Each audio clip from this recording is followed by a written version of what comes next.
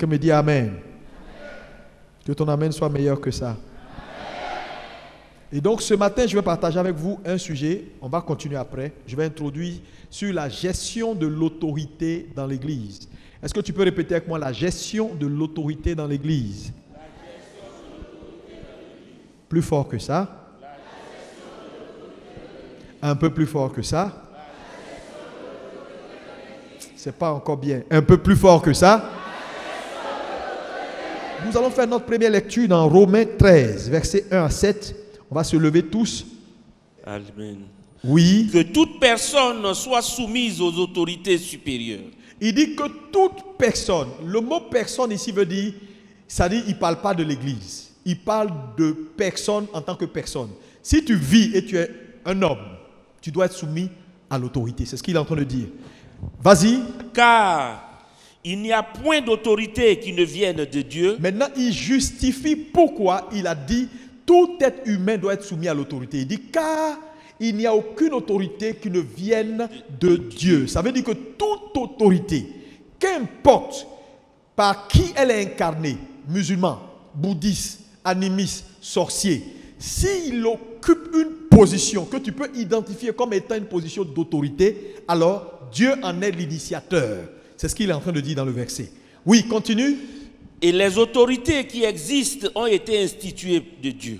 Oui. C'est pourquoi, conséquence, celui qui s'oppose à l'autorité résiste à l'ordre que Dieu a établi. Donc quand on ne comprend pas l'autorité et on s'oppose, on résiste à l'ordre établi par Dieu. Oui. Et ceux qui résistent attireront une condamnation sur eux-mêmes. Ce verset est dangereux et c'est l'une des raisons pour lesquelles il faut qu'on en parle. Il dit maintenant ceux qui résistent, qui sont contre l'autorité, il dit ils s'attirent vers eux une malédiction. Mais quand Dieu dit ça, c'est toute la vie qui est là. Si une malédiction vient sur toi, tu ne peux pas réussir ta destinée. Oui, continue. Ce n'est pas pour une bonne action. C'est pour une mauvaise que les magistrats sont à redouter. Oui. Veux-tu ne pas craindre l'autorité? Fais le bien et tu auras son approbation. Oui. Le magistrat est serviteur de Dieu pour ton bien. Donc le magistrat qui ne connaît même pas Dieu est serviteur de Dieu pour notre bien. On va s'arrêter là, le reste on pourra le lire après. Est-ce que quelqu'un peut dire Amen à cette parole? Amen. Une deuxième parole et on va s'asseoir 2 minutes. Hébreux 7, verset 7.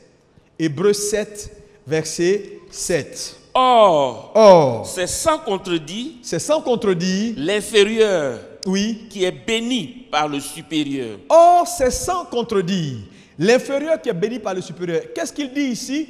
Il est en train de dire simplement qu'il n'y a personne qui peut recevoir la bénédiction s'il n'a trouvé son supérieur. Parce que c'est le supérieur qui bénit l'inférieur. Ce n'est pas le contraire. Donc, pour que tu puisses marcher dans la bénédiction, tu as besoin d'identifier ton supérieur et te soumettre à ton supérieur. Parce qu'il n'y a personne qui est sans autorité. Que Dieu vous bénisse. Veuillez vous asseoir dans sa présence glorieuse. Alléluia.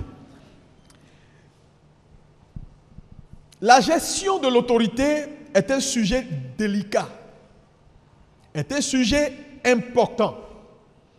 Et je vous l'assure, c'est l'un ou le sujet peut-être le plus important dans la parole de Dieu, parce qu'elle a trait ou elle touche directement la personne même du Créateur qui est Dieu le Père. Voilà pourquoi enseigner l'autorité est importante. Et mon intitulé c'est la gestion de l'autorité. Donc je ne suis pas en train de parler de comment un fidèle doit se soumettre à son pasteur.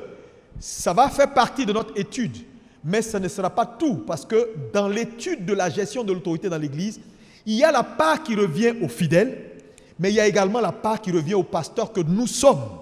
Parce que nous aussi, certes, nous sommes dans une position d'autorité, mais il y a plus grand que nous. Chacun a son patron. Dis-moi Amen. Et donc, c'est un sujet qui touche tout le monde. Tout le monde. Et à tous les niveaux. Voilà pourquoi il est important. Et je prie que, avec ton cœur, tu reçoives la parole, tu comprennes la parole et que tu réussisses ta vie. Alléluia. La première chose que je veux mettre à votre attention, c'est que l'autorité émane de Dieu. L'autorité vient de Dieu. Dieu est l'autorité. Parce que lorsqu'on parle d'autorité, on parle de position supérieure. Une autorité, c'est pourquoi on a l'habitude de dire « Ah, ça c'est une autorité ». Mais quand on dit c'est une autorité, qu'est-ce qu'on veut dire? On veut dire simplement « Ah, c'est quelqu'un qui est dans une position d'autorité ». Donc l'autorité est une position supérieure. Mais en réalité, qui a la position supérieure? C'est Dieu. Dieu est le plus grand, Dieu est le plus fort, Dieu est le plus puissant. Dieu donc est l'autorité. Donc on ne peut pas parler de gestion de l'autorité sans parler de Dieu. En d'autres termes, si on veut reformuler notre thème, la gestion de Dieu dans l'Église. Frères et sœurs, c'est sérieux. C'est très sérieux. Donc l'autorité vient de Dieu. Et la Bible déclare qu'il soutient toutes choses par sa parole puissante. Mais quand on parle de sa parole puissante, on parle de son autorité. Alléluia. Dieu donc soutient, Hébreux 1, verset 3, toutes choses par sa puissance ou par son autorité. Il n'y a rien que vous voyez qui tient, qui marche, qui ne soit pas soutenu ou qui n'est pas soutenu par l'autorité de Dieu. Comprendre l'autorité, ce n'est pas être aliéné. Parce qu'il y a beaucoup de gens, souvent quand on les rencontre, pasteur, vous prêchez sur l'autorité et vous voulez nous aliéner, vous voulez nous soumettre. L'autorité n'est pas pour soumettre. L'autorité, c'est pour la liberté. Est-ce que tu peux répéter ça avec moi? Dis avec moi, l'autorité, ce n'est pas pour soumettre, mais c'est pour la liberté. Parce que vous avez vu tout à l'heure, dans le texte qu'on a lu, il dit, celui qui a trouvé l'autorité, mais il est libre, parce que c'est dans le magistrat est serviteur de Dieu pour ton bien. Donc l'autorité, c'est pour le bien-être. Regardez dans une ville comme à Abidjan où il y a de l'ordre. Mais les gens sont libres. Parce qu'on dit on ne passe pas au feu rouge. Si tu ne passes pas au feu rouge, tu es libre. Quel policier qui va t'attraper pour te frapper? Non. C'est lorsqu'on ne respecte pas les principes et les règles, qu'on n'a pas la liberté, qu'on a des problèmes, que le magistrat peut nous poursuivre, qu'on peut se retrouver à la maca. Donc là où il y a l'autorité, il y a des règles, il y a la liberté. Dis-moi amen. Amen. L'autorité c'est pour le bien. Dis avec moi, l'autorité c'est pour le bien. Donc il faut enlever dans votre esprit, frères et sœurs qui me regardent sur internet et qui êtes là. Parce que vous savez, pendant la Covid, beaucoup de gens avec les confinements, avec tout ce qui s'est passé, ont développé beaucoup de mauvaises attitudes. Aujourd'hui, je vais vous le dire, et je vous le dis, c'est des chiffres que vous pouvez vérifier. La majorité des chrétiens qui sont sur les réseaux sociaux, frère, les gens que vous voyez sur les réseaux sociaux sont beaucoup plus nombreux en nombre que ceux qui sont assis dans nos églises en présentiel. Parce que beaucoup sont allés sur les réseaux sociaux et ont pris goût. Donc le dimanche matin, le gars il est à l'église et puis il zappe. Il est à l'église, à la maison, couché dans son lit et puis il zappe. Les gens ont perdu l'habitude des réunions en présentiel. Zoom et tous ces réseaux sociaux. Aujourd'hui, par exemple, Instagram, que ce soit TikTok, tout ce que vous connaissez comme réseaux sociaux, ils ont leur ligne de direct. On peut parler, on peut faire des directs. Même WhatsApp, aujourd'hui, à ses directs, on peut faire des réunions en conférence à 3, à 4, à 5 sur WhatsApp, ce qui n'était pas avant. Donc, la tendance, c'est de faire en sorte que les gens se rapprochent de moins en moins. Et que les gens soient de plus en plus solitaires, mais capables de connecter qui ils veulent, où la personne est, par les ondes. Et ce n'est pas la volonté de Dieu pour l'Église. Il dit la volonté de Dieu, c'est que vous n'abandonnez pas vos assemblées. C'est important d'être en présentiel. Et la plupart de ces personnes qui sont sur les réseaux sociaux et qui écoutent n'importe qui et tout le monde ont développé une habitude ou des attitudes, ça fait que quand on parle de sujets comme l'autorité, les gens sont frileux. Les gens ont peur. Ils veulent nous soumettre. Ils veulent nous soumettre. Ils veulent qu'on aille sous leur autorité. Mais c'est des loups ravisseurs. Oui, ils veulent maintenir les gens. Non, ce n'est pas pour maintenir. L'autorité donne la liberté. L'autorité, c'est pour le bien. Maintenant, je vais t'expliquer pourquoi. Écoute-moi bien. La première chose, allons à la création. Frères et sœurs, il faut m'écouter. Dis, je t'écoute, pasteur. La première chose, c'est quoi? Quand Dieu fait la création, il dit, faisons l'homme à notre image et selon notre ressemblance. Ce n'est pas sans conséquence. Cette phrase a une conséquence. Tu n'as jamais peut-être fait attention, mais je vais te le dire ce matin. Quand Dieu fait l'homme à son image, la première conséquence, c'est quoi? C'est qu'il ne donne pas à l'homme que son image. Il communique à l'homme quelque chose qu'il a, qui fait qu'il est Dieu. Le libre arbitre, la capacité de faire ce qu'il veut, et personne ne peut le contrôler. Il est souverain. Donc il communique cela à l'homme. Parce que l'homme reçoit non seulement son image, mais sa ressemblance. Ce qui fait Dieu entre en l'homme. Donc l'homme créé est un être libre. Dis avec moi, je suis un être libre. Et c'est la vérité, tu es un être libre. Personne ne peut infléchir ta volonté sans ton consentement. Personne ne peut te faire faire quelque chose sans ton consentement. Frères et sœurs, tu es un être libre. Voilà la vérité biblique. Tu es un être souverain. Et c'est pourquoi tous les hommes vont être jugés au dernier jour. Parce qu'il n'y a pas un homme qui va dire, Seigneur, j'ai fait ça, mais ce n'était pas moi. Parce que même si on t'a amené à faire, ton consentement pour faire la chose était dedans. Parce que si tu dis que tu ne fais pas, il n'y a pas quelqu'un qui peut prendre ta main ou ta tête pour faire la chose. Est-ce que vous comprenez? Voilà pourquoi le jugement sera fait et personne ne pourra se plaindre parce que tu auras consenti quelque part. Alléluia. Donc l'homme est un être libre. C'est le premier point que je veux que tu notes. Par le fait de recevoir le libre arbitre par sa ressemblance à Dieu. Deuxième chose, quand Dieu crée l'homme maintenant, il dit à l'homme, tu vas dominer sur tout. Tu domineras sur le règne végétal, le règne animal et le règne minéral. Et quand il donne à l'homme cette autorité, il exclut l'homme. Ça veut dire, tu domineras sur tout, sauf sur ton prochain. Ça veut dire qu'il n'y a pas un homme qui est né pour qu'on le domine. Il n'y a pas un homme qui est né pour qu'on lui dise, va ici, va ici. Voilà la vérité. Parce qu'il aurait pu dire à l'homme, domine sur les animaux, domine sur le temps, domine sur ça, et domine sur ton prochain. Mais il ne dit pas ton prochain. Parce qu'un homme n'a pas le droit de dominer son prochain. Deux choses qui donnent à l'homme la liberté et la capacité de faire ce qu'il veut. Maintenant, il y a un troisième élément qui est important et qui est essentiel.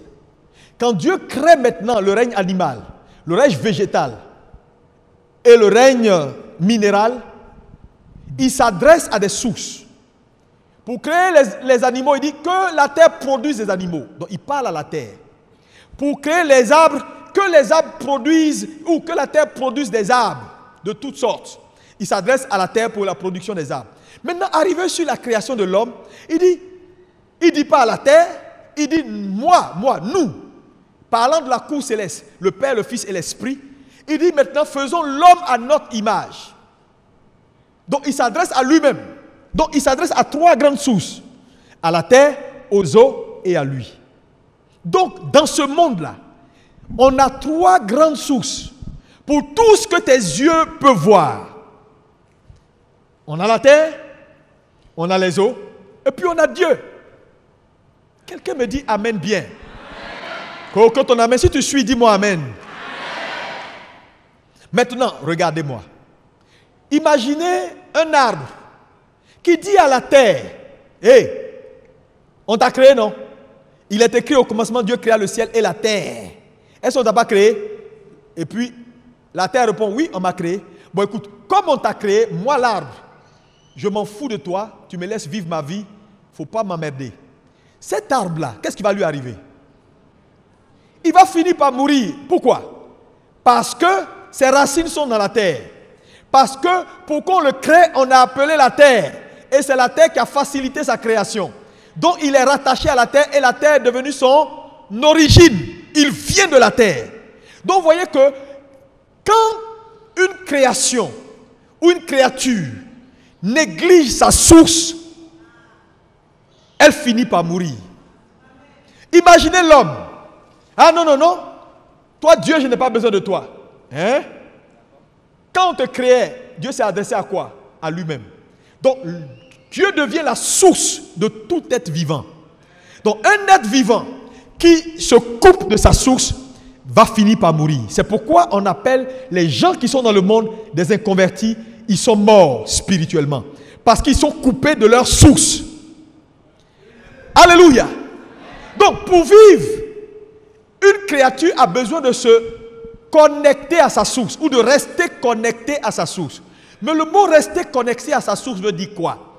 Connecté à sa source veut dire rester soumis à sa source. Parce qu'un arbre qui est planté sur une terre, ce n'est pas elle qui décide ce qu'elle mange. C'est la terre qui décide si je t'envoie aujourd'hui vitamine B ou vitamine C.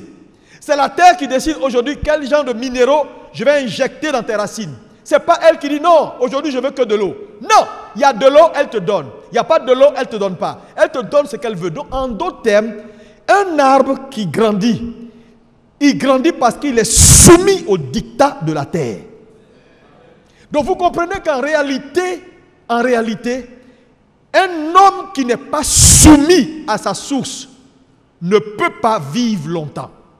Donc, la notion d'autorité n'est pas une notion de oui, on veut m'aliéner. C'est une notion de vie.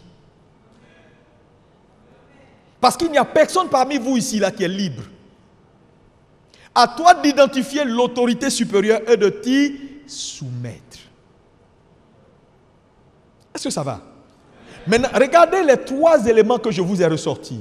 Le premier, on a le libre arbitre. Le deuxième, aucun homme n'a le droit de dominer sur un autre homme. Mais le troisième vient pour te faire comprendre que, c'est-à-dire, certes tu es libre, mais tu n'es pas libre. Voilà la nuance. Dis je suis libre, mais je ne suis pas libre. C'est un peu comme on dit, celui qui fait un vœu, qui l'honore, sinon ce n'est pas bon. Et puis en même temps on dit malheur à celui qui ne fait pas de vœu. Tu vois? Faire un vœu et ne pas l'honorer est mortel. Mais en même temps, tu n'as pas de choix, tu dois faire des vœux. C'est la même chose. Tu es libre de vivre ta vie comme tu veux. Mais en même temps, tu dois comprendre que si tu vis ta vie comme tu veux, sans te soumettre à ta source, tu vas mourir. Donc, tu es libre, mais tu n'es pas libre. Regarde ton voisin et dis, mon ami, tu es libre, mais tu n'es pas libre. Que Dieu aide quelqu'un à comprendre. Tu vois, ça amène à avoir de l'humilité. Parce que je vois des gens qui disent, c'est ma vie, j'en fais ce que je veux. Plus jamais cette parole-là, qu'elle sorte de ta bouche. C'est ta vie, oui. Mais tu ne peux pas en faire ce que tu veux. Tu vas rendre compte. Tu vas rendre compte. Ah non, c'est ma vie, je décide. Personne ne peut décider à ma place ce que sera ma vie. Oui, tu dis bien, mais tu fais mal. Parce que, je vous dis, la seule personne qui n'est pas sous autorité, c'est qui? Dieu. Dites-moi amen bien si vous... Oh. Pourquoi? La Bible dit de lui, il est Dieu en lui-même. Il est au commencement de tout et il est Dieu par lui-même. Et qu'il n'y a personne au-dessus de lui. Voilà le Créateur que nous servons. Mais pourquoi les choses sont ainsi? Tu t'es déjà posé la question, pourquoi Dieu là, Dieu lui seul, il ne dépend de personne, il fait ce qu'il veut et il n'y a personne au-dessus de lui? Tu t'es déjà posé la question? La raison est simple et je vais te le dire ce matin. Dieu est dépendant. Il ne dépend, c'est-à-dire est indépendant. Il ne dépend de personne. Il n'y a aucune autorité au-dessus de lui parce qu'en réalité, Dieu est le seul être de l'univers qui a été sans une source. C'est-à-dire, tu ne verras pas d'où Dieu sort.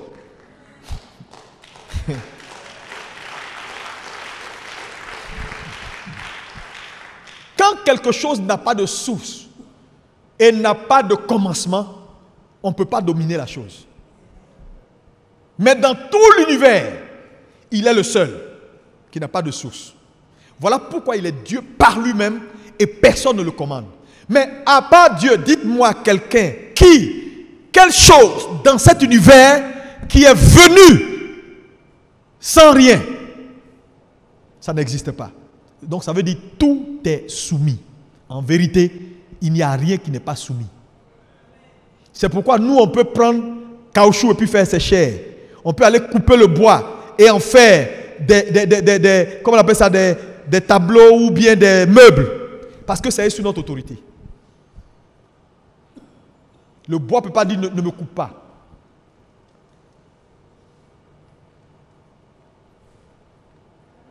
Donc, lorsqu'on enseigne sur le sujet de l'autorité, il faut vous décomplexer, Église. C'est la vie.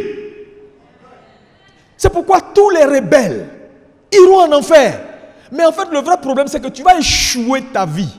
Le mot enfer, ce n'est pas Dieu qui envoie en enfer. On échoue sa vie et on a une seule destination qui est possible devant nous, c'est l'enfer. Mais je prie pour toi ce matin qui me regarde et qui me suit et qui me suivra. Que Dieu t'accorde la grâce d'avoir la révélation de l'autorité au nom de Jésus. Je dis, qu'il t'accorde la grâce d'avoir la révélation de l'autorité au nom de Jésus. Oh, que ton amen soit meilleur que ça. Dis-moi 3 fois amen si tu es d'accord. Ou écris 3 fois amen. Maintenant, qu'est-ce que c'est que l'autorité? Notez, c'est important, je suis en train d'introduire. Le mot autorité, de façon singulière, vient du mot grec exousia. Exousia est simplement une seule chose. Le pouvoir légitime, réel et libre d'agir, de posséder, de contrôler, d'user ou de disposer de quelque chose. Exousia.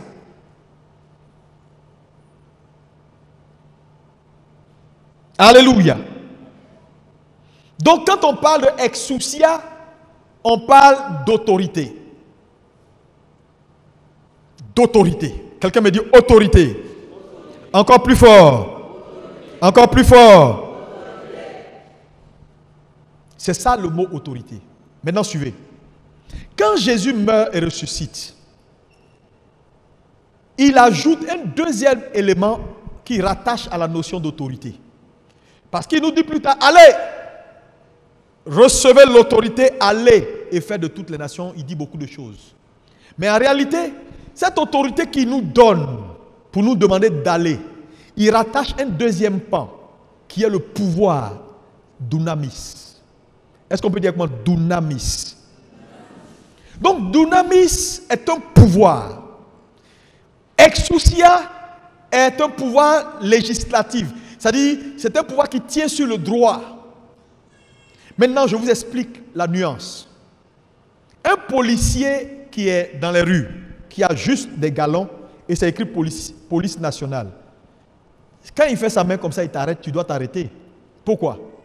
Parce que derrière lui, il y a l'État de Côte d'Ivoire. N'est-ce pas? Il peut ne pas avoir une arme, mais s'il t'arrête, tu vas t'arrêter. À cause de quoi? Exousia. Le pouvoir légitime qui tient sur le droit. Dites-moi amen. Maintenant, si ce policier grandit, reste loyal à ses maîtres, apprend, grandit en connaissance et est obéissant, à un moment donné, il change de galon. Et quand il change de galon, on juge qu'il est apte maintenant à porter une arme. On ne donne jamais d'arme à un policier qui vient de sortir de l'école. C'est après qu'on leur donne, c'est pas ça? Après une évaluation. Mais cette évaluation-là lui confère une arme. Et l'arme devient maintenant dunamis. C'est-à-dire qu'il a une deuxième autorité, qui a une autorité de puissance, qui peut agir si exousia est violé. Donc il peut se retrouver dans une situation où il a dit « Hey, voleur, arrêtez !»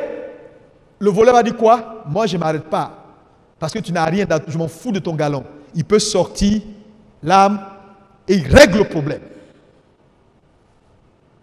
Donc, nous avons tous reçu exousia, l'autorité. Mais, Dieu, par notre capacité à reconnaître l'autorité, à comprendre l'autorité, à grandir dans la soumission, nous confère maintenant dunamis, le pouvoir Quelqu'un dit le pouvoir. Donc, comment on peut définir les deux? L'autorité ou le mot exousia veut dire le droit de faire. C'est un droit. Et le pouvoir ou dunamis veut dire la capacité de faire. Ça veut dire quoi? Ça veut dire qu'on peut avoir le droit de faire quelque chose sans posséder la capacité de faire. Donc il te faut les deux. Parce que le droit ne sera pas suffisant dans certains environnements. Regardez par exemple, tu as le droit de te lever maintenant et puis de sortir. Mais est-ce que tu as le pouvoir de le faire dans ma présence? Non. Tu ne peux pas le faire maintenant. Ce sera manquer de respect. Donc il y a des choses, on peut avoir le droit légitime, mais on n'a pas la capacité pour. Donc la capacité de faire vient pour donner force au droit de faire. Quelqu'un me dit amen. Donc l'autorité donc émane de Dieu. Et l'église de Jésus doit comprendre l'autorité. Quand nous lisons la Bible, nous voyons ici que le trône de Dieu repose sur son autorité. Et il y a deux éléments majeurs ici que je veux mettre à votre attention. C'est le fait que quand vous prenez un archange comme Lucifer, qu'est-ce qui a fait que Lucifer est tombé et a été précipité du ciel? La Bible dit qu'il a péché contre l'autorité de Dieu. Ésaïe 14. Lisons le verset 12 au verset 14. Ésaïe 14, 12, 14. Suivez, s'il vous plaît. C'est très important. Ce que je suis en train de vous dire ce matin, c'est une étude de base essentielle pour votre élévation en 2022. Oui, vas-y. Te voilà tombé du ciel. Te voilà tombé du ciel. Astre brillant. Axe brillant. Fils de l'aurore. Oui. Tu es abattu à terre. Tu es abattu à terre. Ça, c'est une humiliation, oui. Toi, le vainqueur des nations. Tu disais en ton cœur. Tu disais en ton cœur. Je monterai au ciel. Je monterai au ciel. J'élèverai mon trône au-dessus des étoiles de Dieu. Oui. Je m'assierai sur la montagne de l'assemblée. Oui. À l'extrémité du septentrion. Oui. Je monterai sur le sommet des nues. Je serai semblable au Très-Haut. Dis avec moi, tu ne peux pas être semblable au Très-Haut. Oh, parle à Satan comme si tu es fâché. Tu es qui pour être semblable au Très-Haut? Celui qui n'a ni commencement ni fin. Celui qui est Dieu par lui-même. Personne ne l'a créé. Il n'est sorti de nulle part. Il est Dieu. Et puis c'est fini. Toi, créature, je serai semblable au Très-Haut. Djoula dit Safrolaï. Comment? C'est choquant. La Bible dit pour avoir pensé ainsi, Dieu l'a précipité. Il y a des choses, frères et sœurs, je vous ai dit tout à l'heure, il y a des choses que Dieu ne fait plus. Le péché contre l'autorité de Dieu, c'est un péché de principe. Il y a des principes, quand tu les violes, Dieu fait le constat avec toi que tu as changé. Je vous ai plusieurs fois donné cet exemple-là ici pour vous dire, si vous prenez un bois, c'est-à-dire un bois, un arbre, Dieu a créé l'arbre, on a fabriqué des pots avec. Pour que l'arbre reste bois, pour qu'un bois reste un bois, sa limite, il ne doit jamais aller dans le feu. Le jour où il va dans le feu, il devient quoi? Charbon, cendre. Et quand il devient une cendre, il ne peut plus jamais, quelle que soit ta technologie, redevenir bois. Parce que même les molécules changent. On nous dit que le charbon a la même composition que le diamant. Sauf que dans le cas du charbon, les éléments sont en désordre et dans le cas du diamant, les éléments sont en ordre. Tout simplement. On ne peut plus jamais prendre du charbon pour faire du bois. Pourquoi? Quand quelque chose qui est créé passe sa limite de création, elle subit un processus de transformation, de changement d'identité et de nature indépendant de la volonté de Dieu. Ça veut dire quoi? Quand le principe est violé, Dieu lui-même constate une nouvelle chose. C'est pourquoi Dieu est surpris par beaucoup de choses qui se passaient. Les gens disent non, Dieu sait tout. Dieu est surpris par beaucoup de choses qui arrivent. Il y a des maladies que Dieu voit aujourd'hui. Il dit quoi? Ça c'est une maladie ça? Pas. Donc par la désobéissance de plusieurs, par le fait d'avoir violé des principes de base, ils ont subi un processus de transformation. Frères et sœurs, faites gaffe, il y a des limites qu'on ne dépasse pas. Satan dit, je serai comme Dieu et j'irai au-dessus, je vais établir mon trône au-dessus des nus. Tu es qui pour aller au-dessus des nus? Alors que Dieu est la fin des nus. Il a péché contre l'autorité de Dieu. C'est un péché de principe. Deuxième péché que Satan commet dans Ézéchiel 28, il pêche contre la sainteté de Dieu. Mais vous savez, de ces deux péchés, le péché le plus grave, c'est le péché contre l'autorité. Péché contre la sainteté de Dieu, avoir le comportement. Dieu dit, on ne fait pas ça, tu fais. Dieu dit, on ne cherche pas femme, tu cherches. Ça, c'est pardonnable. Mais on ne pêche pas contre l'autorité de Dieu. C'est pourquoi l'autorité est sacrée. Pourquoi? Parce que Dieu est l'autorité. L'autorité révèle son identité et sa personne. Méfiez-vous de l'autorité si vous voulez vivre. C'est quelque chose de mortel et de dangereux. Et c'est quelque chose de bien parce qu'elle nous protège. Elle est là pour nous apporter la vie. Ce qui donne la vie peut donner la mort. Si tu vas dans le sens contraire, bien sûr. Quelqu'un fait la main comme ça.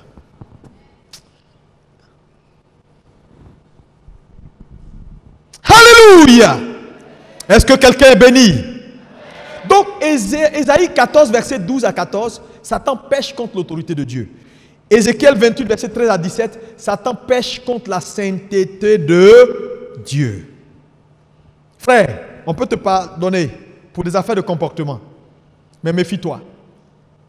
Je vois des gens qui écrivent, moi, jamais,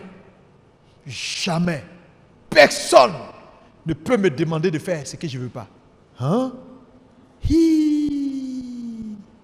es en train de nier que tout ce qui vit est sous autorité.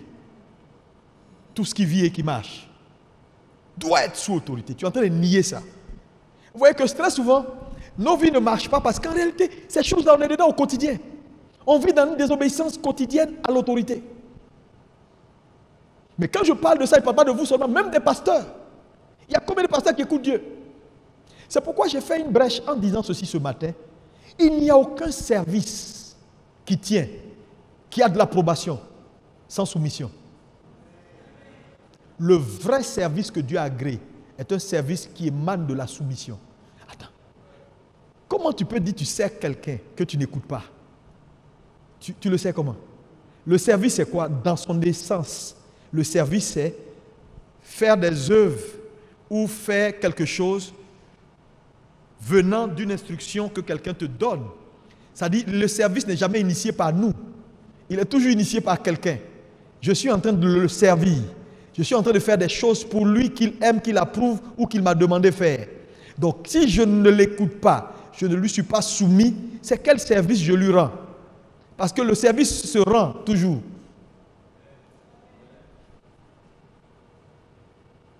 Parce que toi-même, là, quand tu fais les choses pour toi, tu fais ce que tu aimes. Tu ne seras pas en train de faire ton lit et le faire comme tu n'aimes pas. Hein? Donc, à la base, ton propre service, même qui te revient, est un service qui vient par approbation de toi. Acclamez Jésus. C'est vrai.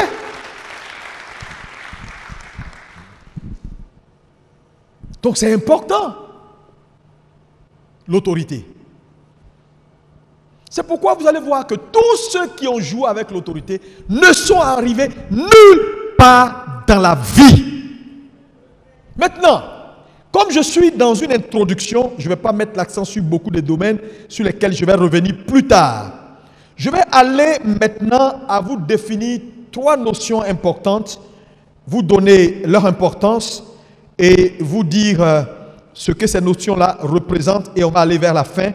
On aura l'occasion de revenir sur cet enseignement parce qu'il est très important. Je vais parler donc de définition, de nuances et d'importance, de 3 notions importantes, alléluia, que nous utilisons souvent sans faire attention. Numéro 1, je parlerai du père. Qu'est-ce que c'est que le père? Le mentor et le coach. Est-ce qu'on peut me dire amen? Lis-moi 1 Corinthiens 4, versets 14 à 16. Ce n'est pas pour vous faire honte que j'écris ces choses, mais je vous avertis comme mes enfants bien-aimés. Car quand vous auriez 10 000 maîtres en Christ, vous n'avez cependant pas plusieurs pères, puisque c'est moi qui vous ai engendré en Jésus-Christ par l'Évangile. Je vous en conjure donc, soyez mes imitateurs. Amen. On va s'arrêter là. Soyez mes imitateurs. Amen. Il dit, tu peux avoir plusieurs maîtres, mais tu n'as pas plusieurs pères. Lis-moi Jérémie 3, verset 15. Jérémie 3. Je vous donnerai des bergers selon mon cœur. Des bergers selon mon cœur. Et ils vous paîtront avec intelligence et avec sagesse. Retenez le mot selon mon cœur. Donc ici, le premier point sur la notion de père. Qu'est-ce que l'Église doit comprendre quand la Bible parle de père? Je vais revenir sur certains détails pour vous montrer d'où vient la notion. À quel moment dans la Bible la notion de père est apparue pour la première fois, dans quelles circonstances? Ça nous permet d'avoir ce qu'on appelle, de comprendre un peu ce que Dieu voulait quand il a instruit la notion de père. Parce que la loi de la première mention nous donne toujours de savoir dans quel contexte le sujet a été envoyé et elle nous donne des indications très importantes. On va y revenir pour prochainement. Dites-moi Amen. Pourquoi donc la notion de père est importante quand on parle de père? Père, c'est quoi? Donc, le mot père veut dire Abba. Abba. Est-ce qu'on peut dire avec moi Abba? Ce mot veut dire berger. Ça veut dire, elle veut dire pasteur et elle veut dire source. Trois choses. Pasteur, berger et tout ça, ça veut dire source. Ça dit donc un père est une source. Et je vous l'ai démontré ici quand j'ai fait l'étude sur les étapes d'une vie d'expansion. Et que les pères et les vrais pères sont à l'initiative d'une nouvelle chose. Je l'ai dit. Certains ont oublié, ça fait longtemps. Ok. Donc, beaucoup de gens s'appellent pères. Des enfants qui sont nés de nouveau il n'y a même pas 3 jours, qui n'ont même pas de semence. Il s'appelle père. Parce que pour être père, il faut avoir au moins une semence. Ah, tu as vu un enfant de 14 ans, même pas 14 ans, de 7 ans, s'appelait papa, et puis enceinter une femme. Il n'a qu'à rester elle pendant 5 ans. Bébé ne sort pas. Parce qu'il n'a pas de semence. Donc des gens, mes frères, ils sont sur Internet, ils sont partout, ils n'ont même pas de semence. Appelez-moi papa. Papa, ça implique beaucoup de choses. Un père. C'est pourquoi Dieu dit, appelez-moi. Jésus dit, quand vous priez, dites, notre Père qui est dans les cieux. Frère, ça a tout son sens. Parce qu'il est la source de la vie. Il est la source de tout ce dont il te faut. Dis-moi Amen bien. Dans la suite de l'étude, je vais te montrer un danger qu'on a toujours traversé, nous les chrétiens, mais ça fait attention. Faites très attention quand vous priez Dieu. Beaucoup de gens prient, ils aiment dire, ô Éternel, nous te bénissons. Il faut faire attention. Tu l'as fait avant, mais je vais t'expliquer pourquoi tu ne dois plus faire ça. C'est comme un enfant dans une maison qui entre dans la maison. Quand il voit son papa, il dit bonjour DG. Ça va DG? Le papa, il sera content, non? Le papa sera content? Toi aussi. Il va dire, mais attends, tu exagères. C'est papa. Si tu m'appelles DG encore, tu vas voir. Au travail, oui, mais pas ici. Ici, c'est papa. Dis papa.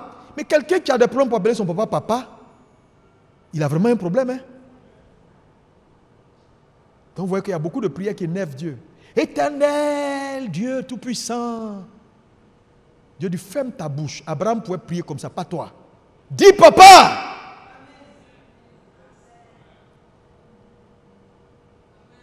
On va y revenir.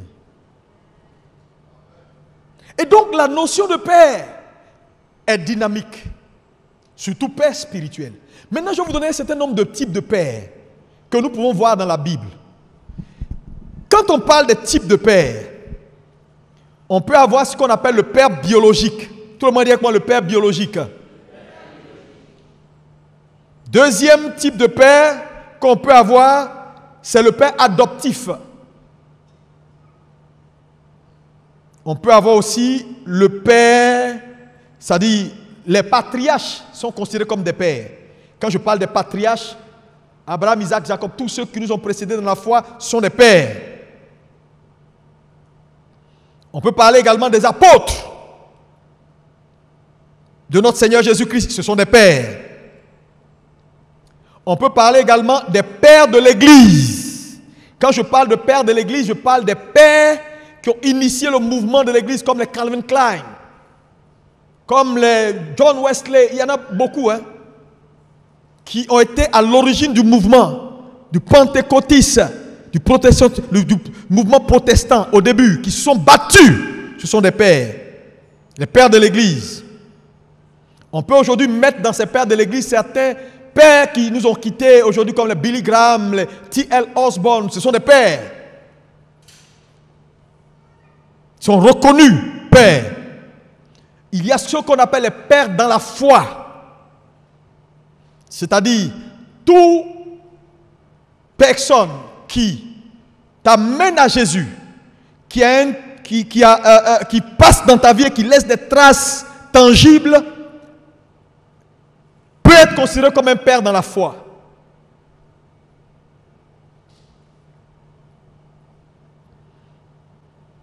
Il y a beaucoup d'autres, mais je te donne les principaux. Et enfin, il y a le père spirituel. Qu'est-ce que c'est que le père spirituel, avec la notion de spirituel? N'oubliez pas qu'ils sont tous pères, mais je vais mettre l'accent sur le père spirituel. Jérémie 3, verset 15 que nous avons lu est très clair.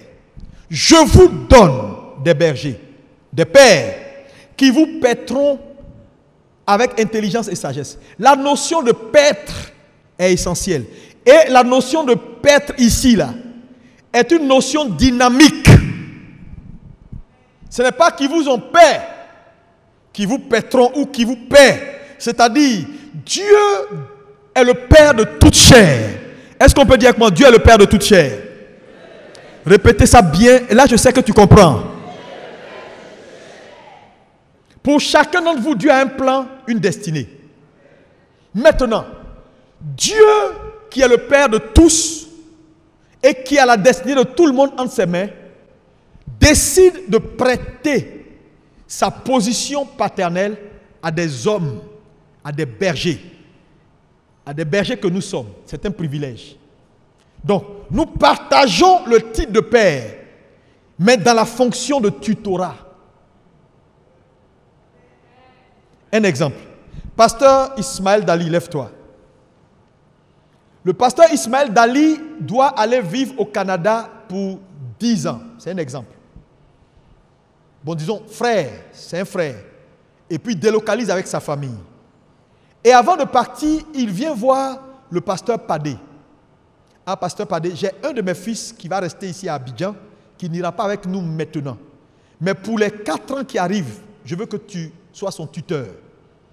Mais, pasteur Padé, voilà ma pensée. Mon fils va finir son bac. Je veux qu'il soit médecin, donc affecté en médecine. Pas en droit, pas en pharmacie. Donc, assure-toi que ce que je veux là, pardon, faites tout pour qu'il soit affecté. Il donne ça au pasteur Padé. Il lui remet de l'argent pour tous les besoins essentiels de son fils. Et puis il s'en va. Son fils vient sous l'autorité de pasteur Padé. Donc, pasteur Padé devient son père.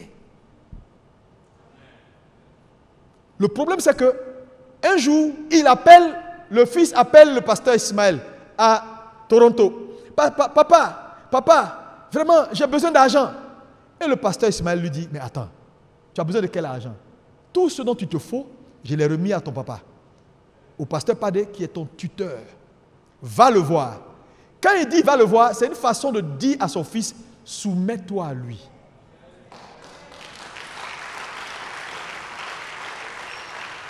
Alléluia. Maintenant, quand Dieu dit, je vous donne des bergers, des pasteurs, il est en train de dire, c'est moi qui ai votre destinée, c'est moi qui suis le Père des pères. Mais comme je ne suis pas là physiquement avec vous, je vais choisir des gens que je vais établir sur vous. Et je vais leur donner selon mon cœur. Il précise selon mon cœur. Ça veut dire quoi? Ce n'est pas n'importe qui que Dieu établit sur toi. Dieu choisit celui qui, quand il dit selon mon cœur, c'est-à-dire la personne qui a à même, qui a le potentiel, qui peut gérer ta vie comme si lui, Dieu, il était là. Ce que j'ai dans mon cœur, je vais mettre ça dans son cœur. Donc je ne vais pas choisir n'importe qui. Quand je te mets quelqu'un sur toi, ça veut dire cette personne-là, je l'ai checké, il a ce qu'il faut, il peut faire. Et je lui donnerai, il parle d'intelligence et de sagesse. Ça veut dire quoi? La sagesse est une capacité. Je lui donnerai un certain nombre de capacités pour qu'il te conduise comme si moi, Dieu, je te conduisais. Donc en réalité, un père spirituel ne se choisit pas comme une chemise. C'est Dieu qui donne un père spirituel. Oui, parce que beaucoup de gens pensent que tu m'as choisi. Tu ne m'as pas choisi. Non, tu ne peux pas choisir. Ah non, j'ai choisi le pasteur Mazou comme mon papa. Non, c'est Dieu qui crée en vous le vouloir le faire, qui met la conviction dans ton cœur que c'est lui qu'il faut suivre. C'est Dieu qui te donne un père. Dis-moi Amen. Et donc un père, c'est Dieu qui donne. C'est pourquoi un père n'est pas quelqu'un qui on joue, surtout le père spirituel. Le père spirituel a la charge de ta destinée. Il te conduit, il te dirige et il fait en sorte que ce que Dieu aurait fait s'il était là à côté de toi, c'est ce qu'il fait. Donc quand tu viens le voir pour dire, papa, il y a quelqu'un qui m'a appelé, il veut que je vienne en Chine pour qu'on fasse affaire. Il dit, donne-moi quelques jours, je vais prier. Mais quand il vient te dire, non, ma fille, je ne sens pas ou ne va pas, faut pas, c'est parce que il a été choisi selon le cœur de Dieu. Dieu a investi en lui ce qu'il te faut pour te conduire. Le problème de l'échec dans la vie des croyants, ils n'écoutent pas celui que Dieu a établi comme père devant eux. Même si c'est ton frère qui est le pasteur ou qui est ton père spirituel, même si c'est ton mari qui est ton père spirituel, même si c'est ton cousin, tu ne peux pas utiliser ces éléments naturels-là pour entrer dans une familiarité, frère. À un moment donné, tu dois savoir ta limite. Oh, quelqu'un me dit bien Amen. Parce que je te dis, il y a des choses que Dieu ne fera pas. Et je vais te dire, Dieu va te mettre à l'épreuve de l'autorité par l'autorité déléguée. Pour voir si tu obéis à l'autorité qui est Dieu. C'est pourquoi dans la Bible, on n'a que ça. On n'a que ça dans la Bible. Ça, ce sera un autre sujet après. Tu vas voir que toute la Bible est remplie de Dieu met les gens à l'autorité, à l'épreuve de l'autorité déléguée. Pour voir leur cœur, pour voir s'ils sont soumis. Donc si tu es frileux de l'autorité, 1, 2, 3, oui, frère, je te dis, même s'il exagère, s'il est l'autorité, il est l'autorité. À toi de naviguer avec lui par sagesse. C'est pourquoi je dis toujours, un fils n'a jamais raison devant son père. Monte, tu descends. Dès que c'est un père, ta raison va s'écrouler comme... Mais dans l'étude, je veux te montrer aussi comment on peut suspendre de façon provisoire l'immunité d'un père pour agir. Parce que son immunité est la chose la plus dangereuse. Vous connaissez l'immunité? Les députés, là, ils ont une immunité parlementaire. La Côte d'Ivoire, en tant qu'État, leur donne une immunité. Quand ils deviennent députés, on ne peut pas les toucher. Aucune police. C'est-à-dire, pour pouvoir condamner un député, il faut enlever son immunité. Je vais te montrer comment, dans le cadre du père spirituel, ça c'est plus tard, pas aujourd'hui, tu peux suspendre de façon provisoire l'immunité. Quelqu'un a posé la question tout à l'heure. Bon, ce n'est pas mon sujet. Je brosse. Sinon, tu vas te faire mal. Le feu va te brûler. Ce qu'on dit, beaucoup de gens pensent qu'on plaisante. Je vous dis, l'autorité, c'est Dieu. C'est pourquoi aucun pasteur non plus n'a le droit de ne pas être soumis à l'autorité. pourquoi je dis cette affaire-là. Je ne parle pas seulement à vous. Hein. On se parle aussi. C'est facile de dire, hey, obéissez-moi, obéissez-moi. Paul a dit, suivez-moi et soyez mes imitateurs. Tant que je suis soumis. Parce que lui aussi, il a sa part. C'est ma soumission à Dieu qui t'oblige et qui te met dans une position où tu n'as pas de choix que de ne pas être soumis à moi. C'est pourquoi faites attention aux gens qui craignent Dieu. Vous allez vous brûler mal. Donc le Père, c'est ça, le Père spirituel. Le Père spirituel tient ta destinée. Ce n'est pas n'importe qui un Père spirituel. Maintenant, tu me dis, mais pasteur, un Père spirituel est dynamique, ça veut dire quoi? Exemple, encore, pour que tu comprennes. Frère Paten, lève-toi. Le frère Paten voyage. Ah, il quitte la Côte d'Ivoire définitivement avec sa famille. Ils vont vivre aux États-Unis, à Dallas. On lui envoie une lettre de recommandation. On dit que Dieu te bénisse quand tu vas. Vraiment, on salue. Intègre-toi dans une église. Serre. Frère Paten prend ses affaires, sa femme, ils s'en vont. Quand ils arrivent à Dallas, ils donnent la lettre au pasteur. Le pasteur l'accepte, on prie pour lui. Voilà le nouveau venu, on l'intègre dans l'église. Sa première responsabilité, c'est de comprendre l'église, de connaître l'église, de connaître les procédures. Donc de suivre les procédures. Même s'il était ici à ABM, s'il était assistant pasteur diacre, quand il arrive là-bas, là où on le pose, il fait ses classes, il comprend le système d'abord. Quand il a compris le système, il s'intègre et il sert. Quand il commence à servir, il quitte mon autorité pour entrer sous l'autorité du pasteur qui le paie et qui s'occupe de lui maintenant. Je reste pour lui un père. Parce que les pères, là, il y en a plusieurs. Sauf que je ne suis plus un père spirituel. Mais je deviens pour lui maintenant un père dans la foi. J'explique la nuance. Le pasteur sous qui il est, maintenant qui est là, qui parle avec lui, qui est dynamique sur lui, devient automatiquement son père spirituel. Parce que pour le temps qu'il a à faire à Dallas, les 4 ans ou les 5 ans ou les 10 ans qu'il fera à Dallas, c'est un pan de sa destinée qu'il va accomplir.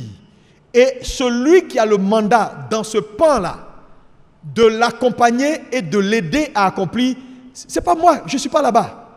C'est le monsieur, le nouveau pasteur à qui j'ai envoyé la lettre là, c'est un transfert d'autorité. Il est maintenant, il a le pasteur pour père spirituel. Le problème avec l'église, c'est quoi? Je ne peux pas être ici à Abidjan. Et puis j'appelle Paten chaque mois. Envoie ta dîme.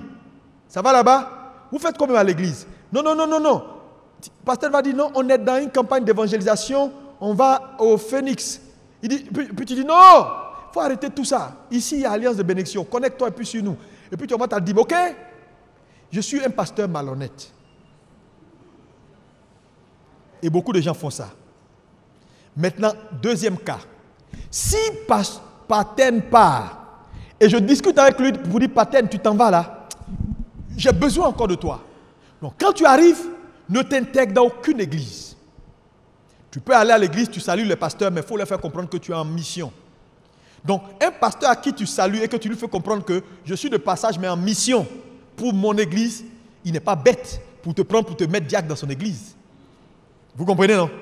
Donc, je dis ça à Paten. Donc, Paten va, il va à l'église, mais il ne s'intègre pas dans une église et avoir des positions de responsabilité. Paten est toujours mon fils et je suis toujours son père spirituel. Il peut prendre sa dîme, m'envoyer ou m'envoyer des offrandes et je peux lui donner des instructions. Je ne suis pas en train de faire un faux travail. Voilà pourquoi les rudimes, tous leurs cadres qui sont affectés, sont d'office affectés dans une ville. Et tous les cadres rudimes qui sont dans les églises rudimes savent. Et leur père Enoch Adeboye leur a dit que quand vous êtes affecté dans une ville, c'est une église en gestation. Ils le savent. Dans n'importe quelle église où ils vont aller prier parce que l'église n'est pas là, ils vont faire comprendre au pasteur quand il va les recevoir, je suis rudim, je suis là pour une mission, dans quelques années on va ouvrir. Au moins tu es honnête avec le pasteur. Mais ne va pas dans une église, ne prends pas de position, et quand maintenant le pasteur compte sur toi, tu te lèves pour dire oui, en fait, je n'étais pas là, mais je suis venu en mission. Tu es un bandit qu'on doit emprisonner.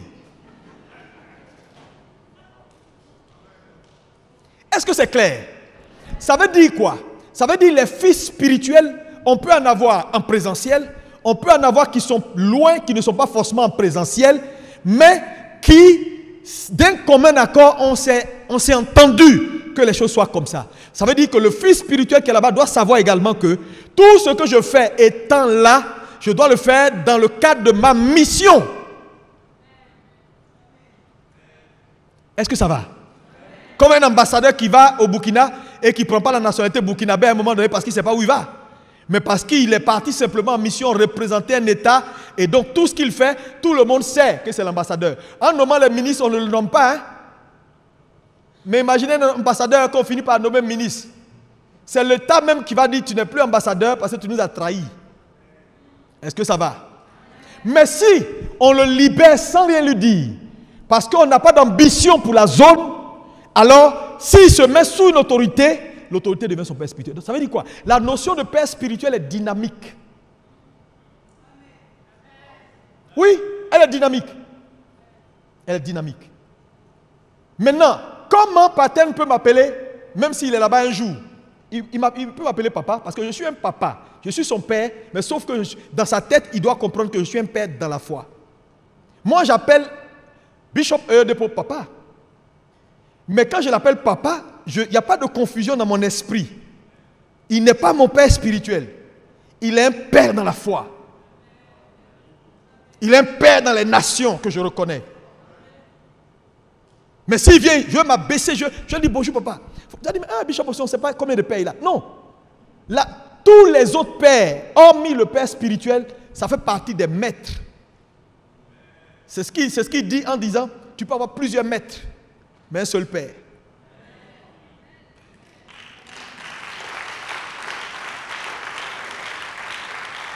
Mais maintenant, si Paten revient à Abidjan après 10 ans, je récupère le manteau de nouveau. Ça va? Est-ce que ça va pour quelqu'un? Donc vous tous qui êtes là, qui êtes membres de cette église, dans une église, tu peux t'asseoir, merci Paten, dans une église, dans un ministère, il n'y a pas 2 papas, il n'y a pas 3 papas, il y a un seul père sur une mission, sur un ministère. Quand l'ange dit, écrit à l'église de Laodicée, il ne dit pas écrit aux anges de l'église de Laodicée, il dit écrit à l'ange, c'est au singulier. Écrit à l'ange de Philadelphie, écrit à l'ange de l'église de Thyatire. Parce que sur une église, il y a un ange, il n'y a pas 2 anges. Donc les églises ABMC Monde, Dieu voit les églises ABMC Monde comme une seule église. S'il veut parler à ABMC Monde, il dira, écrit à l'ange établi sur les églises ABMC Monde, Alexandre Amazou. Donc il n'y a pas 2 pères dans nos églises, il y a un seul père. Je vous explique, un seul père spirituel. Un seul père spirituel. Et une seule mère spirituelle. Maintenant, le problème c'est que dans nos églises, certaines personnes appellent certains frères papa ou maman. Ou certaines sœurs se font appeler maman. Ou certaines sœurs appellent certains frères de l'église. J'ai ma fille qui est assise là. Donc elles le font sans s'en rendre compte qu'elles sont en train de faire quelque chose d'erroné. Tu ne peux pas appeler dans une même église où tu reçois la parole et elle reçoit la même parole. Tu ne peux pas appeler la fille ma fille. C'est tordu, c'est pas biblique. Attends, si tu appelles, toi, une soeur qui est dans l'église parce que tu l'envoies à l'église, ma fille Rose vient, ça c'est ma fille. Et puis elle aussi, bon, quand elle vient te voir, bon, j'ai parlé à ma maman spirituelle, mais elle m'a dit de venir te voir. Tu es perplexe. Ou bien j'ai parlé à mon papa spirituel, il est venu te voir. Tu te demandes, mais qui est son papa spirituel? Et puis il dit non, c'est le frère Amari, ou le pasteur Amari, c'est mon papa spirituel. Tu dis, mais non, c'est lui qui m'a envoyé dans l'église. Ça n'a aucun sens. Ce n'est pas parce que quelqu'un t'a envoyé dans l'église qu'il est ton père spirituel. Il est un père dans la foi.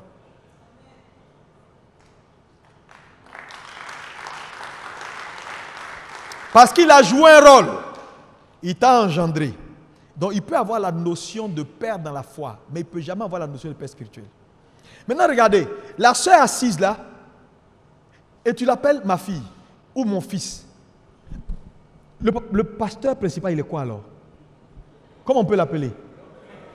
Grand-père.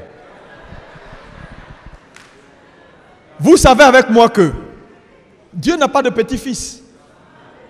Si moi je suis le fils de Dieu, Dieu n'a pas de petit-fils.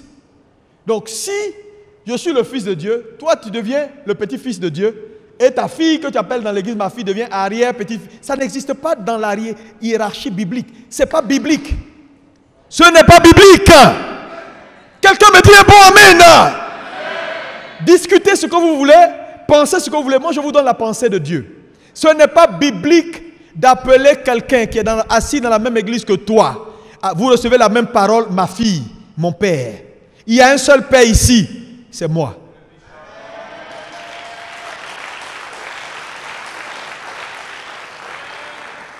Ce que vous devez faire, c'est de conduire ces personnes-là que vous encadrez, que vous suivez, au Père, qui est la vraie source.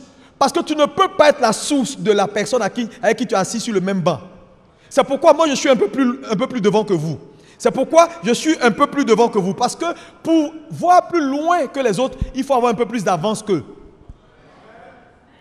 Mais on ne peut pas être sur la même ligne. Là, je suis sur la chair. Ce que je vois, toi tu ne vois pas. Parce que plus haut tu es, plus loin tu vois. Toi, tu n'es jamais venu ici. Donc, il y a des choses que tu ne verras pas étant assis avec le frère là sur la même chaise. Donc, il faut arrêter de distraire les gens et de conduire les gens dans le faux. Si quelqu'un t'appelle ma fille ou mon père, il faut lui dire, tu n'es pas mon papa. Quelqu'un t'encadre, il est ton encadreur. Quelqu'un prie pour toi, il est ton encadreur. Maintenant, quelqu'un a posé la question pour savoir, et les pasteurs de l'église? Les pasteurs de l'église sont pasteurs. Ça veut dire quoi? Ça veut dire que c'est des gens d'une certaine autorité qui méritent notre respect et notre soumission. Si un pasteur t'enseigne, te conduit, c'est quelqu'un qui te fait du bien, il est dans une position, il faut l'honorer, il faut le respecter. Il n'y a pas d'ambiguïté.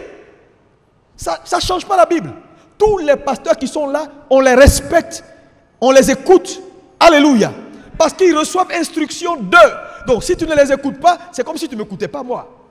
Parce que ce sont mes collaborateurs directs qui transmettent ma voix.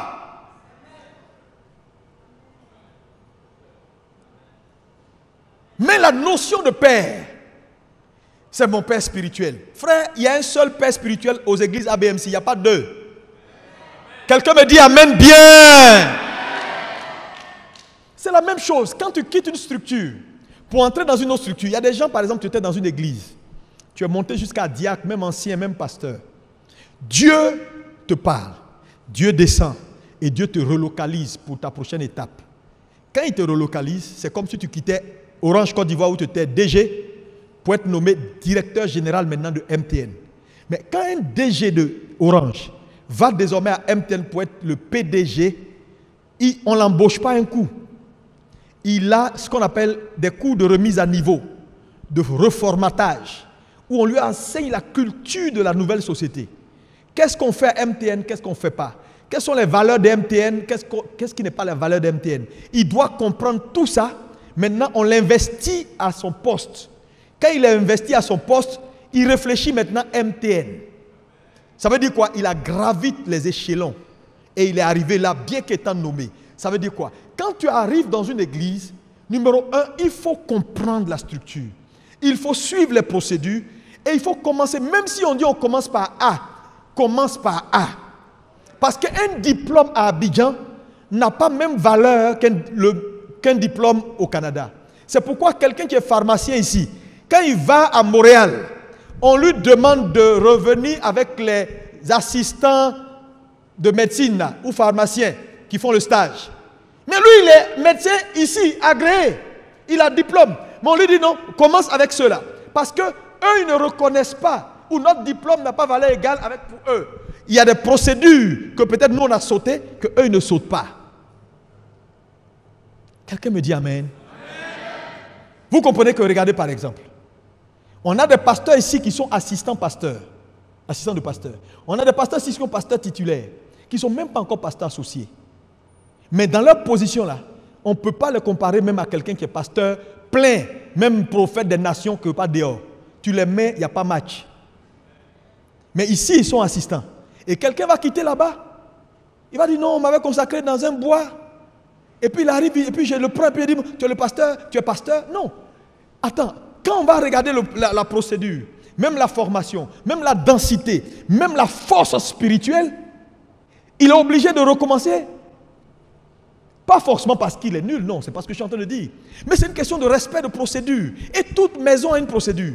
C'est la procédure qui aboutit sur le résultat. Dans un système, la procédure aboutit sur le résultat. Ça veut dire quoi? Ça veut dire, quand tu entres dans une église, ou dans une structure, dans une maison, ou dans une organisation, si tu veux atteindre le but, qui est en fait le profil de carrière légitime de tous ceux qui entrent sur la procédure. Sinon, tu n'y arriveras jamais. Donc, c'est sage et c'est honnête de suivre les procédures. Donc, c'est pourquoi la Bible dit, soumettez-vous les uns aux autres. Mais quand la Bible dit, soumettez-vous les uns aux autres, la Bible ne veut pas qu'on s'aliène. C'est-à-dire, l'aliénation, ce n'est pas ce que la Bible demande. Parce qu'on a vu que Dieu a donné à l'homme de ne pas avoir domination sur l'autre. Donc, ce n'est pas de l'aliénation. Il est en train de dire, partagez vos grâces les uns les autres. Parce qu'il y a des grâces que quelqu'un a, que tu n'auras jamais si tu ne te soumets à lui. Donc c'est la soumission qui établit la connexion et c'est la connexion qui attire la grâce.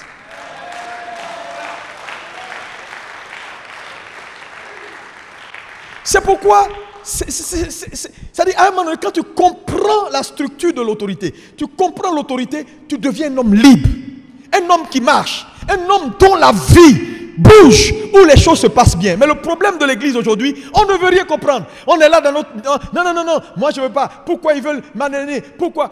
Frère, je veux te dire, un homme qui n'a pas appris à suivre et à se soumettre ne sera jamais un bon dirigeant.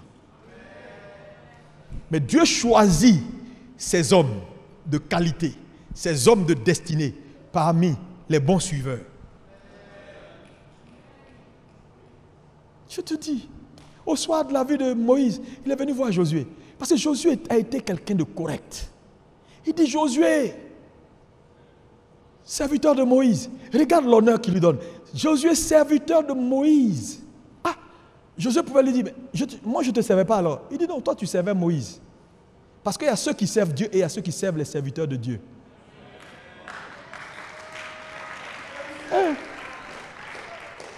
C'est pas moi qui écris la Bible. Il dit maintenant lève-toi. Moïse est mort. Toi maintenant, tu deviens serviteur de l'Éternel. Et d'autres vont devenir ton serviteur. C'est un travail à la chaîne. Frère, pourquoi tu es pressé? Il ne faut pas te presser dans la vie. Il n'y a aucun service que tu rends. Il n'y a aucun respect de l'autorité que tu donnes. Frère, qui va être quelque chose qui ne va pas te profiter? Le respect de l'autorité est sacré. Soumettez-vous les uns les autres. Comprenez que l'autorité, c'est la vie. Un mentor, c'est un modèle. Je vais sur le deuxième élément. Le mentorat, c'est un modèle. Ça veut dire quoi?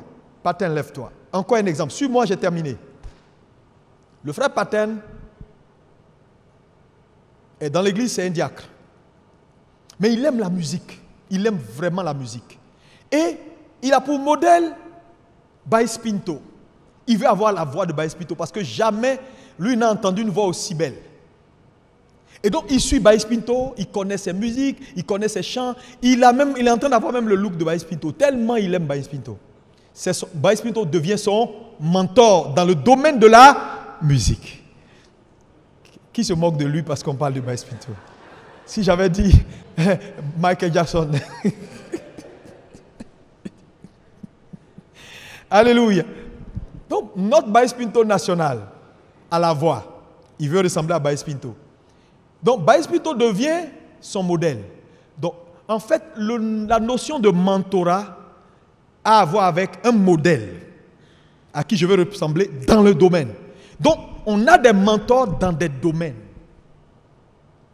Mais le père spirituel, c'est pour la vie. Il conduit la destinée. Mais on a des mentors dans des domaines. Donc, lui, dans le domaine de la musique, comme moi, son père spirituel, je ne suis pas musicien, il ne peut pas me prendre comme mentor dans ce domaine parce que je ne peux pas lui apporter. Donc, qu'est-ce qu'il fait? Il choisit maintenant le frère Franck, qui est le directeur technique du groupe musical Bénédiction. et qui les forme tous les samedis. Qui dit, on fait alto, O, A, I. Et puis Franck est là, O, non, fait O, fait I. Et Franck va l'aider comme coach à travailler sa voix. Mais en temps normal, ce n'est pas à Franck qui veut ressembler parce que Franck n'a pas la voix de Baïs Pinto. Si on donne le micro à Franck, il ne chantera pas faux, mais ce n'est pas ce que lui veut. Mais Franck a la technicité pour aiguiser son talent, pour l'amener à ressembler à son mentor. Donc Franck devient son coach. Donc la notion de coach, c'est une notion de présentiel. Franck va le coacher, va être avec lui, va aiguiser son talent pour l'aider à ressembler au mentor qui n'est pas forcément avec lui.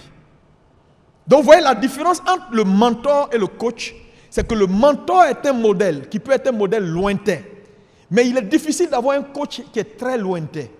Il y a toujours une interaction avec le coach parce que le coach nous forme, nous aiguise, travaille ce domaine-là pour nous aider à ressembler à notre mentor. Ça va pour quelqu'un maintenant? Maintenant, lui, il peut avoir plusieurs coachs. Il peut avoir plusieurs mentors. Mentor dans la musique, mentor par exemple dans l'éducation ou la formation, ainsi de suite. Il y a des gens qui l'écoutent. Le professeur Dali est professeur de pharmacie, mais il a des mentors dans des domaines d'études qui l'ont influencé pour devenir par exemple pharmacien généticien. Il aurait pu être pharmacien hôte. Mais il y a un mentor là qui l'a tellement influencé que quand il fallait choisir une filière, il a choisi cette filière-là et il lit beaucoup cet homme. Mais ce n'est pas parce qu'il lit la personne et qu'il écoute la personne et la personne est son mentor que moi, le père spirituel, je vais me fâcher. Mais je ne peux pas l'aider dans le domaine. Mais si j'ai le potentiel, je peux être en même temps son père spirituel et mentor également dans certains domaines qu'il poursuit. C'est pourquoi un leader doit se qualifier pour ne pas seulement parler en langue. S'il veut le dynamisme, la capacité d'organisation à faire certaines choses, il peut dire, mon pasteur a ça. Donc, bien qu'il soit mon père spirituel, je veux lui ressembler dans ce domaine aussi. Il aura les ressources et le matériel nécessaire et je peux en même temps être son coach puisque je ne suis pas loin. Donc, je peux jouer les trois rôles. Donc, on peut être père, on peut être mentor et on peut être coach. Il y a des gens que je coach au quotidien. Quand tu les formes, tu les aides à faire quelque chose ou à administrer ou à faire les choses d'une certaine façon. Tu es en train de les coacher. Donc, tu deviens un modèle également pour eux dans ce domaine. Tu n'es pas que le modèle pasteur, mais tu es le modèle administrateur, tu es le modèle visionnaire, tu es le modèle dans ta capacité à tenir la pression, dans ta capacité à conduire les gens. Donc, il y a des valeurs qui trouvent chez toi. C'est des valeurs qu'ils veulent avoir. Donc, ils cherchent à te ressembler. Donc, tu deviens un mentor et un modèle. Moi, au lieu de Paul, c'est un mentor. Dans certains points importants, quand je regarde, je dis, ce type-là, ça, ce volet-là, il a réussi. Il est un mentor. Mais quand je l'appelle père et mentor, ça n'a rien à voir. Celui qui est mon père spirituel, qui conduit ma destinée et à qui je rends compte, c'est le docteur Mensa Otabil. Ça ne change rien. Donc, je vous ai donné sérieusement pour que vous puissiez comprendre et ne pas faire d'ambiguïté. Est-ce que ça va pour quelqu'un dans la salle? Oh, si ça va, acclame le Seigneur.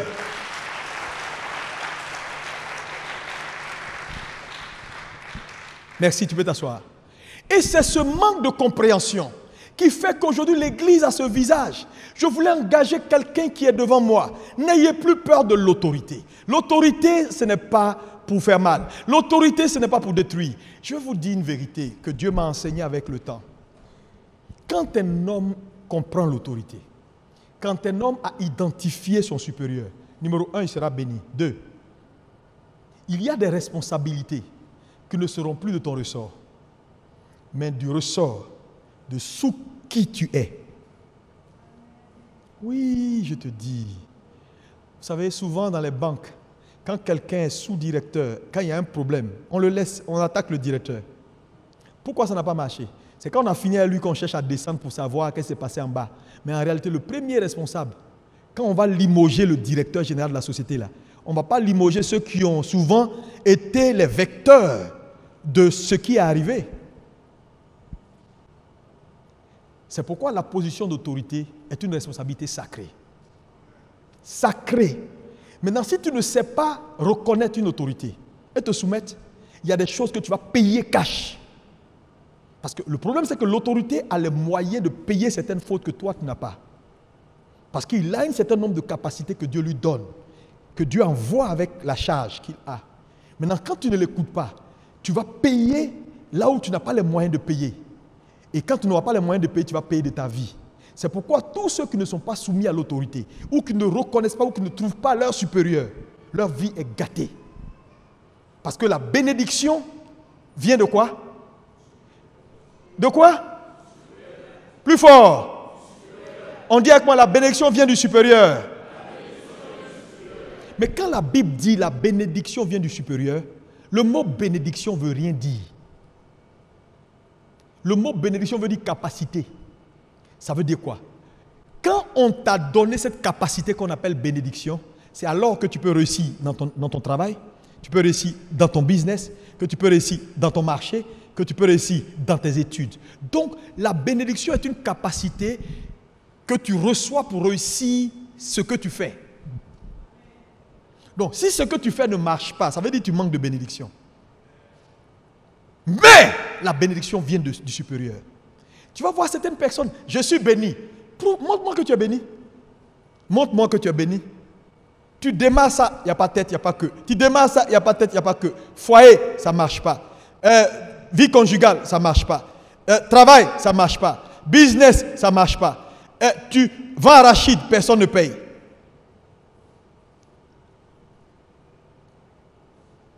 Quelle est ta bénédiction? La bénédiction est une capacité. Quand on te la donne, tu réussis dans tout ce que tu entreprends. Tu prospères.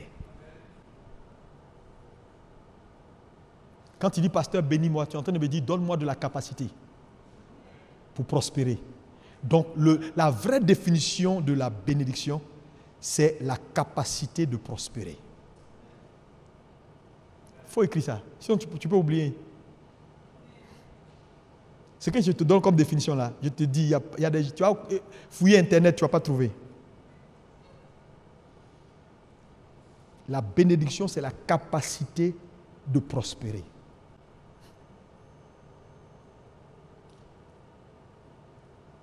C'est pourquoi ce matin, je vais te bénir. Mais tu sais, la bénédiction prend là où il y a la connexion. La connexion vient là où il y a la soumission. Un homme qui n'est pas soumis n'est pas connecté. Donc à chaque fois que tu désobéis à quelqu'un qui est dans une position d'autorité vis-à-vis de toi, tu te déconnectes. Même s'il parle, ça ne va pas arriver sur toi. C'est ce qui fatigue beaucoup de gens dans l'église. Ils ne respectent pas les pasteurs. On parle, ils n'écoutent pas. Viens ici, ils ne viennent pas. Allons ici, ils font autre chose. Ils sont fâchés, ils prennent leur fâché là pour... Ne prends jamais tes émotions pour gérer les affaires du Seigneur. Tu vas passer à côté, hein? Émotion. Tu es fâché. Donc, on t'appelle, tu ne réponds pas. On fait ça, tu ne veux pas. On dit ça, tu dis... Ne prends jamais émotion pour gérer les affaires du Seigneur. Je te dis ça par amour de tout mon cœur devant Dieu. Quand tu es fâché, mets fâché à côté et puis gérons les affaires du ciel. Je dis, quand Dieu te donne une autorité, c'est parce qu'il te connaît.